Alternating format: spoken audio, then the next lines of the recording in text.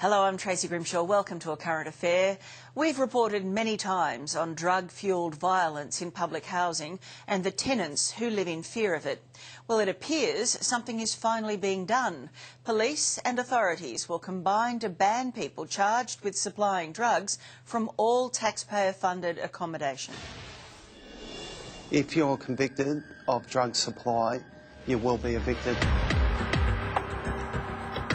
I think the one-strike policy is right. Look, it's a privilege to be able to live in housing. Any drug dealers that are located here are out and they're not coming back. Drugs run through here like a river. There's no warnings, no second chances. Get convicted of dealing drugs and you'll be evicted from public housing.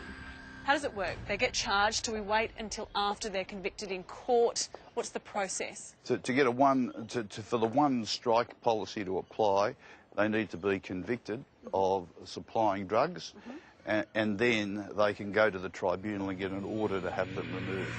The no tolerance policy is being rolled out by the Department of Family and Community Services along with local police. Superintendent Luke Frudenstein says the ban is about making public housing safer by cutting off the supply chain.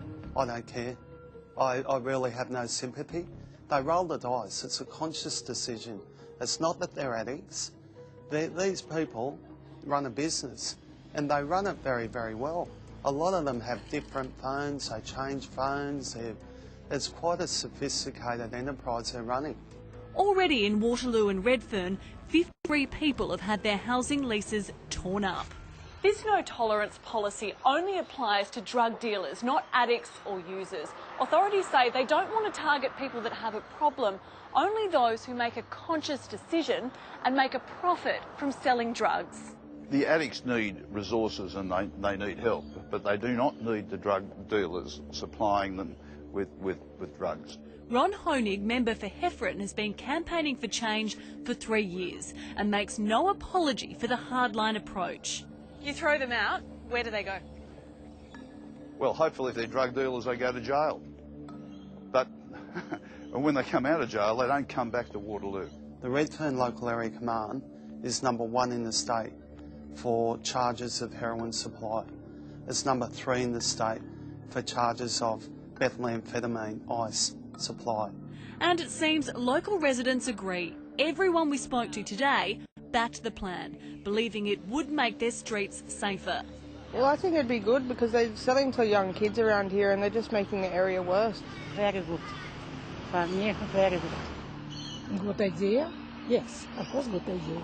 Evelyn told us elderly residents and families regularly call police in the middle of the night, and that removing the drug dealers would also take away some of the buyers who often bang on residents' doors in the middle of the night searching for a hit. I won't go out round here at night.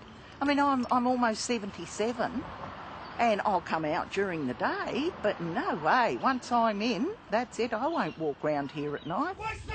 When police find out a person has been convicted in court for drug supply, they contact the Department of Housing, who begin the process to evict them. Recently, new laws have been passed to make this happen faster. And once someone has been thrown out, they can't get back in anywhere. The ban is usually for life and for all public housing properties across the state. Police hope it will also act as a deterrent. Very fair, very fair. You're not allowed to run a business enterprise from housing properties. These people are not only running a business enterprise, it's a drug business enterprise. It's a business that kills people. Public housing is a privilege for poor people. It's not for drug suppliers. Government premises are not used for supplying drugs.